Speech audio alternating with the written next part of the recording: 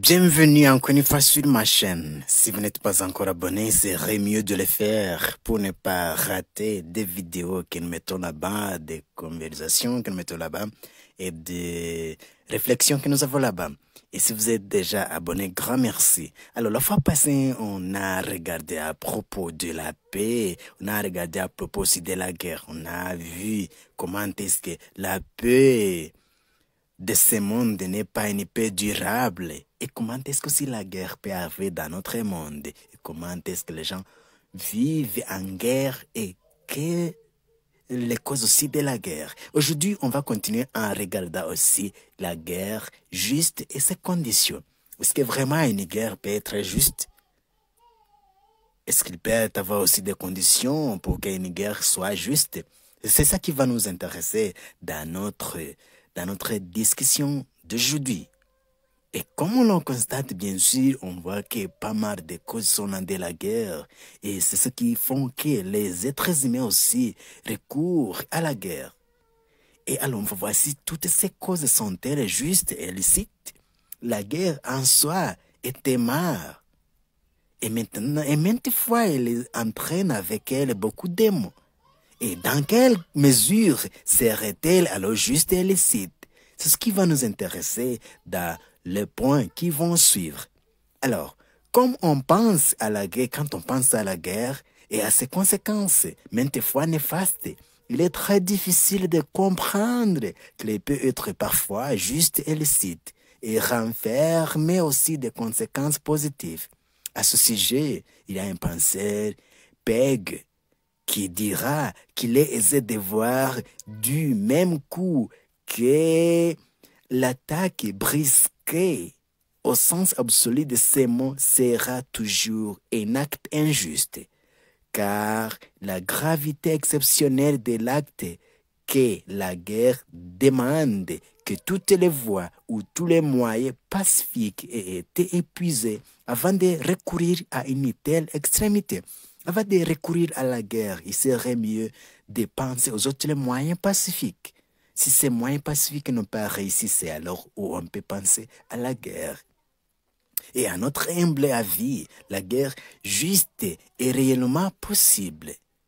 Signalons d'emblée que la guerre juste, qui est celle dont le but est légitime et qui délimite le champ des moindres mal possibles dans le cadre d'une pensée normalement tenue par l'absolu de la non-violence. Il faut penser aussi à la non-violence, est très différente de la guerre sainte. Une guerre sainte qui est menée généralement par le camp d'agresseurs, bien sûr, au nom de Dieu. C'est ça ce qu'on appelle une guerre juste. C'est une guerre qui est menée généralement par le camp agresseur au nom de Dieu.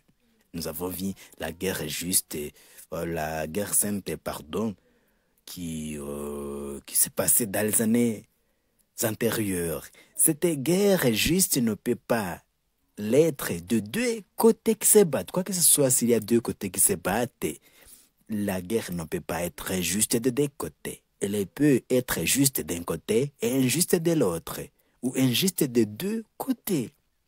Cependant, pour qu'elle soit juste, trois conditions doivent absolument être réunies. Il faut y avoir trois conditions comme il y a Saint Thomas d'Aquin qui parle à propos de cela. On va voir la première de ces conditions, c'est l'autorité du prince. Auctoritas principis. L'autorité du prince. Le prince, c'est lui donc qui détient l'autorité politique, gouverne l'État en vue du bien-être des citoyens. Il est répondant du bien commun des citoyens et veille à celui-là contre des ennemis. Le prince est directement responsable de son État, de son indépendance et de son autonomie. En plus, le prince a le devoir de sécuriser, protéger et défendre ses citoyens et leur bien pour que règne dans son État les bonnes mœurs, l'ordre, la justice et la paix.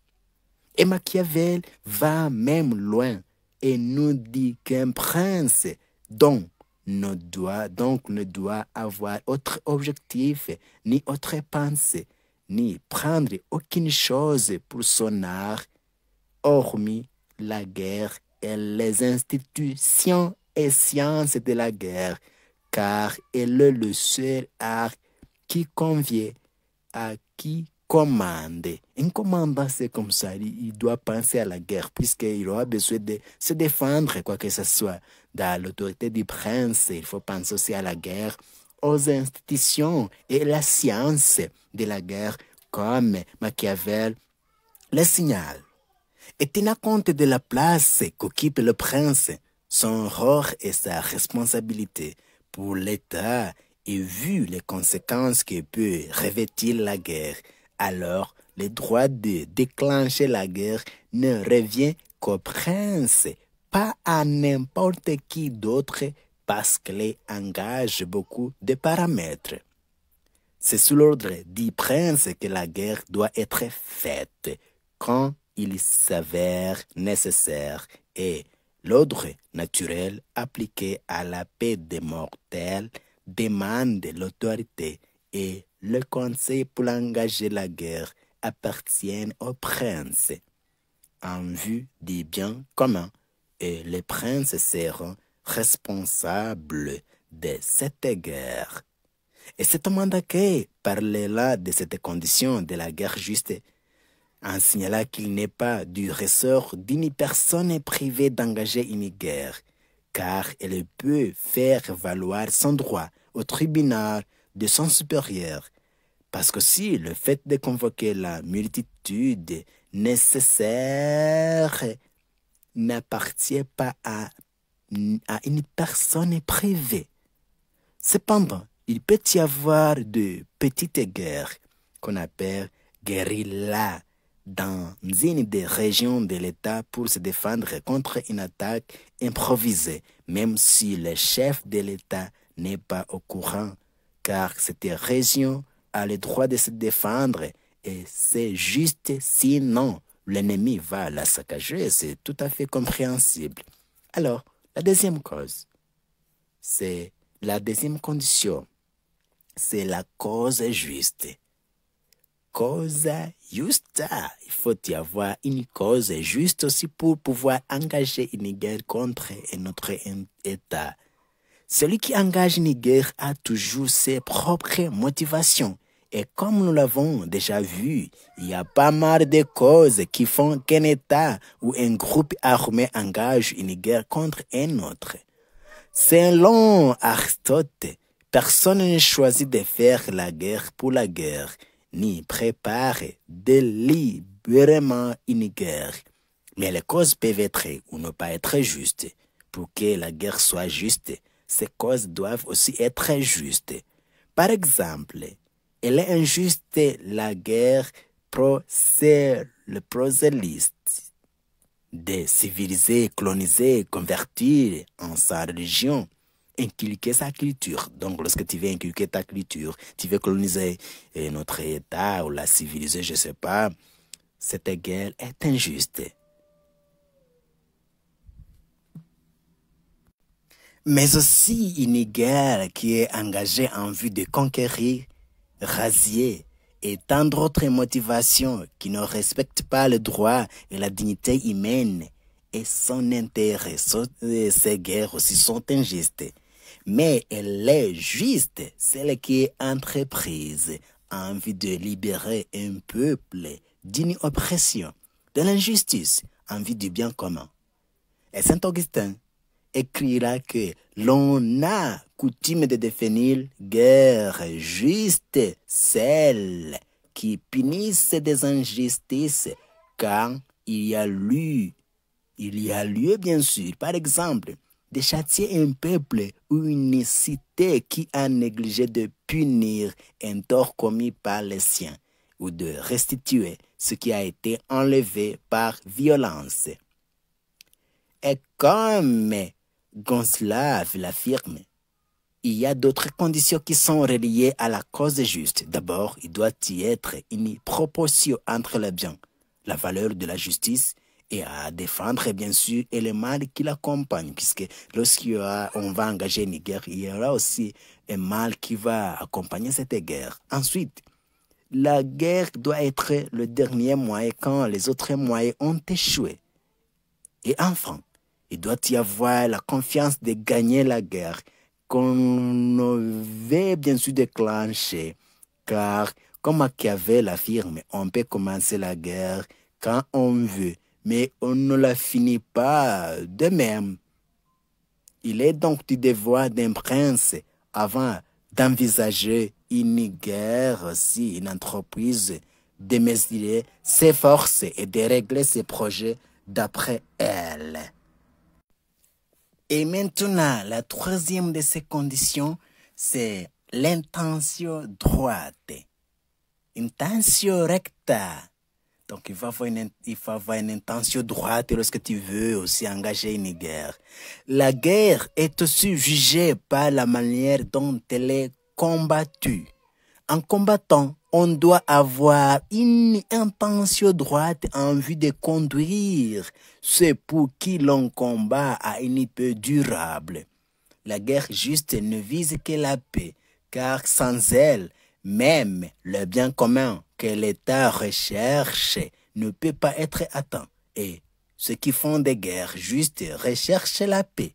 Et par suite, ils ne s'opposent pas à la paix, sinon à la paix mauvaise que le Seigneur n'est pas venu apporter sur la terre. Dans la même optique, Augustin nous dit qu'on ne cherche pas la paix pour faire la guerre, mais on fait la guerre pour obtenir la paix. Sois donc pacifique en combattant, en fait de conduire ce que tu connais au bienfait de la paix, en remportant sur eux la victoire. Il est indéniable qu'en cas de guerre, il y ait des victimes, des blessés, voire même des morts. Cependant, lorsque tout ceci arrive sans mauvaise intention, mais parce que l'on veut se défendre justement, cela n'empêche pas la guerre de demeurer juste. Et les actes de force qu'elle accomplit pendant la guerre ont leur raison d'être dans la victoire et la paix. Il est fou de guerroyer pour guerroyer. Les combattants doivent être animés d'une foi et d'une intention de vaincre, pas celle de tuer n'importe qui et n'importe comment, sans vouloir aussi piller et violer les femmes et les filles. Il faut tenir compte de la dignité de l'homme. Dans la même perspective, Augustin nous dira que le désir de nuire, la cruauté dans la vengeance, la violence et l'inflexibilité de l'esprit, la sauvagerie dans les combats, la passion de dominer et autres choses semblables. Voilà ce qui, dans les guerres, est jugé coupable par le droit. Et la discipline vaut mieux à la guerre que l'impétuosité. Il est vrai que chaque citoyen doit se défendre et défendre aussi son État, mais aucun État n'a le droit de forcer un citoyen d'aller au champ de bataille, et l'enrôlement des enfants dans l'armée et les milices est contre leur dignité et il doit être absolument réprouvé. Et du reste, au champ de bataille, les soldats devraient reconnaître qu'ils combattent pour une raison juste. Leur intention doit être toujours droite. Celui qui demande pardon et qui met haut les mains ne devrait pas être tué. Et c'est ainsi qu'on ne pourra jamais frapper son ennemi s'il est lui-même désarmé et qu'il demande grâce. À plus forte raison, s'il est déjà blessé et hors de combat en raison de sa blessure. Combien moins encore s'il s'agit de non-combattants qui a pour office de porter secours aux blessés, et de recueillir les morts. Ce sont là des règles de droit naturel qu'un être humain n'a le droit de violer sans se mettre hors de la raison et sans encourir les plus graves responsabilités qui motivent ensuite les plus terribles représailles. Et maintenant, pour finir, signalons que l'adversaire n'est pas en soi un ennemi. Les soldats doivent se battre pour remporter la victoire, pas par haine ou pour tuer beaucoup d'adversaires. En outre, la guerre, ce n'est pas se jeter sur notre État en fait de le traiter, lui et tout ce qui est à lui, comme une pièce de gibier ou un fauve qu'on trouve sur son chemin. Et qu'on tue, qu'on massacre au besoin pour ensuite s'emparer de sa dépouille. Voyons maintenant la guerre offensive, juste sédition et rébellion. La guerre offensive n'est juste que lorsque le pays agressé a des fautes commises. En agressant un autre État fautif, on doit le faire pour le bien des offensés, animé d'une intention droite, et ne pas le faire pour ses propres intérêts, mais pour les intérêts des offensés. Dans le cas contraire, cette guerre devient injuste, et ceux qui sont agressés, s'ils se défendent, ils auront la cause juste de le faire. La sédition est un soulèvement concerté et préparé contre l'autorité établie. C'est aussi une révolte ouverte et violente contre l'autorité établie de moindre envergure que l'insurrection. Et la rébellion, très différente du terrorisme, est un refus individuel ou collectif d'une autorité ou d'une règle qui se traduit par une inertie ou une action violente contre celle-ci.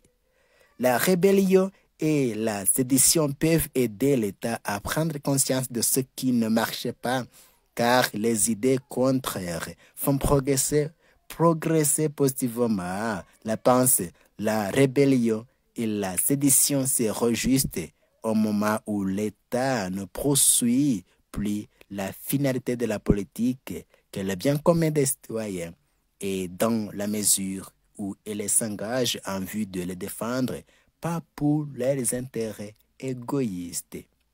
En outre, le terrorisme doit être absolument réprouvé. La rébellion et la sédition ne devraient que se créer quand tous les moyens de se faire rendre justice ont échoué.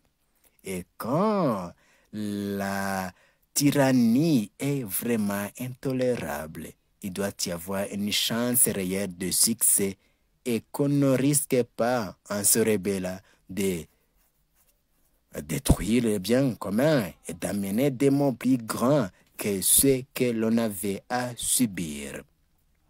Enfin, signalons que les grandes puissances en guerre ne doivent pas écraser injustement les petites parce qu'elles ont la confiance de remporter la victoire. Les petites puissances aussi ne doivent pas avoir peur de se défendre, puisqu'elles réalisent que si elles engagent la guerre, elles vont perdre. Elles doivent au contraire se défendre en espérant que les autres pays viendront à leur secours. Voyons maintenant la guerre défensive et juste. Chaque personne a le plein droit de se défendre quand elle est agressée. Mais quand l'on est fautif, sa défense est injuste. Un pays doit aussi se défendre quand il est attaqué injustement. Si l'État voit que ses intérêts ou son autonomie sont menacés, il a le plein droit de se défendre, car le but de tout gouvernement prévoyant est d'assurer, d'accroître et de conserver la perfection des êtres dont il a la charge. Et par la guerre, l'État gagne sa souveraineté et accomplit sa liberté aussi. La guerre défensive est juste si le pays agresseur l'a fait injustement, mais s'il est attaqué à cause de ses fautes, l'injustice et l'oppression qui y règne, il n'a pas droit de se défendre. S'il est fait, la guerre qu'il va déclencher sera injuste, car sa cause n'est pas du tout juste. Ces pays devraient normalement subir la guerre ou accepter de corriger ce qui ne va pas. En cas de guerre offensive injuste, un État ne doit pas se laisser à se défendre à cause de la peur et de la fuite des conflits. Il doit affronter son ennemi. Une nation qui consentirait à proclamer pour l'amour de la paix. Je ne me défendrai pas. Cette morale individuelle, sans doute la plus belle, portait en elle la mort ou l'asservissement des peuples qui s'en prévalent. La peur ne supprimera pas l'oppression et fonder la paix sur la peur, c'est alimenter le sentiment de quoi? Sentiment d'insécurité. Le cœur incite précisément à préparer la guerre. In fine, il est aisé de remarquer l'exclusivité de la guerre offensive et juste et la guerre défensive et juste. Quand l'une est juste, l'autre ne l'est pas, mais la guerre offensive et la guerre défensive peuvent être à la fois injustes, tenant compte de trois conditions de la guerre juste. Et maintenant, voyons un tout petit peu aussi à propos de la guerre et la religion. L'homme est naturellement un être religieux, et celui qui fait la guerre, les citoyens d'un État sont normalement aussi membres d'une confession religieuse, et chaque religion a ses représentants et ses jours de fête. Comme nous l'avons vu si haut, chaque personne a le plein droit de se défendre, et l'État doit défendre sa population. Les adeptes des confessions religieuses ne sont pas épargnés de l'autodéfense et de la défense de leur État, parce que chez les vrais adorateurs aussi de Dieu, les guerres même sont pacifiques, car elles ne sont pas faites par cupidité ou par cruauté, mais dans un souci de paix, pour réprimer les méchants et secourir les bons. Les pasteurs ou les représentants de ces confessions inviteront les fidèles à faire des guerres justes. Thomas d'Aquin l'affirme en ces mots. C'est pourquoi il appartient aux clercs de préparer et d'encourager les autres à faire des guerres justes. En effet, il est interdit de combattre, non parce que ce serait un péché, mais parce qu'un tel exercice ne convient pas à leur rôle. Chaque confession religieuse a ses jours de fête, mais on ne connaît pas le moment où l'on peut être attaqué, raison pour laquelle même si l'on est attaqué les jours de fête, on doit laisser tout et se défendre quand on a une juste raison de le faire. Thomas d'Aquin nous dira que l'observance des fêtes n'empêche pas de faire ce qui est ordonné au salut, même corporel, de l'homme, et c'est pourquoi pour la défense des biens publics des fidèles, il est permis de faire des guerres justes, des jours de fête. Pour lui, toutefois que la nécessité le demande, ce serait en effet tenter Dieu que vouloir s'abstenir de faire la guerre en présence d'une telle nécessité. Les fidèles d'une religion n'ont pas le droit de déclencher une guerre contre les infidèles au nom de la défense de leur religion, comme par exemple des croisades chrétiennes qui ont eu lieu pour libérer le tombeau du Christ. Les guerres récentes, djihad, pour la propagation offensive de la religion, etc. Si par contre les fidèles le font, cette guerre ne sera pas juste, parce qu'il est injuste d'imposer sa religion aux autres. Chaque personne humaine est libre de culte et de religion. Et si le côté attaqué se défend, il aura la raison juste de le faire. Et cette guerre défensive sera juste. Et somme toute, la paix est voulue par tout être humain normal. Elle est un bien et une vertu à préserver jalousement, car sans elle, toutes les autres choses tombent en ruine. Quand la paix d'un État est menacée, on a le plein droit de se défendre. Cependant, en se défendant, ceci fait éclater la guerre qui est vue comme un mal. Mais quand tous les autres moyens ont échoué, on ne peut pas faire autrement. On recourt à la guerre pour régler les conflits. La guerre reste donc un mal possible ou nécessaire en cas de sa nécessité. Elle protège les pauvres et tout l'État contre les violences des ennemis. Cependant, la guerre n'est pas une simple entreprise. C'est au contraire une entreprise très délicate à cause des conséquences qu'elle peut produire. Si l'on ne fait pas attention, elle peut causer beaucoup de maux, plus graves par rapport à ce que l'on voulait résoudre. Alors, pour que la guerre offensive-défensive soit juste, il faut qu'elle soit déclarée par le prince, qu'on ait des causes justes de se battre, et qu'en combattant, on le fait avec bonne intention en vue du bien commun et de la paix. Et quand ces conditions ne sont pas réunies, la guerre est injuste, soit d'un côté qui se bat ou de deux à la fois, mais il ne peut pas être juste de deux côtés.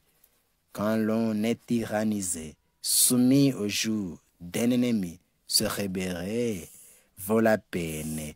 Et dans ces cas, la sédition est soutenue pourvu que l'on ait la certitude de remporter la victoire et de ne pas causer des maux graves que ce que l'on avait à subir. Cependant, le terrorisme est à bannir. En cas de guerre juste, on peut se battre n'importe quel jour, même le jour des fêtes, que les confessions religieuses instituent. Les pasteurs de ces confessions religieuses doivent inculquer à leurs adeptes la discipline de faire la guerre qui est juste. Et pour finir, nous souhaiterions que les hommes conservent la paix en évitant tout ce qui peut les induire en guerre, en prévenant les conflits armés pour les apaiser, en les réglant par d'autres moyens et en les rendant moins funestes s'ils viennent à se produire. La guerre ne reste qu'un dernier recours quand les autres moyens de régler des conflits ont échoué. Les êtres humains sont imparfaits et n'ont pas les mêmes intentions, ce qui fait que la guerre ne pourra jamais disparaître dans notre univers, car même si l'on ne veut pas engager une guerre, on va la subir et l'on aura besoin de se défendre. Et puis notre univers et tout ce qui les concerne sont imparfaits. Tant qu'il y aura des hommes et tant que l'évolution mentale n'aura pas atteint un stade de voisin de la perfection, la guerre sera inévitable, car elle fait partie de l'activité essentielle. Néanmoins, quand nous analysons, nous constatons que la guerre reste future. Elle détruit les valeurs qu'elle prétendait défendre.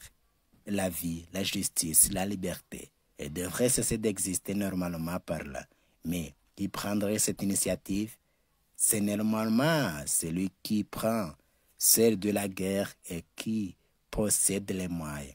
Sans cela, la course continue pour le surrallement, même chez les plus pauvres. La compétition va continuer entre les grands et se reflète aussi chez les petits. On s'appauvrit en vue de s'entretuer. C'est comme ça. Alors, merci de m'avoir suivi. À nous revoir.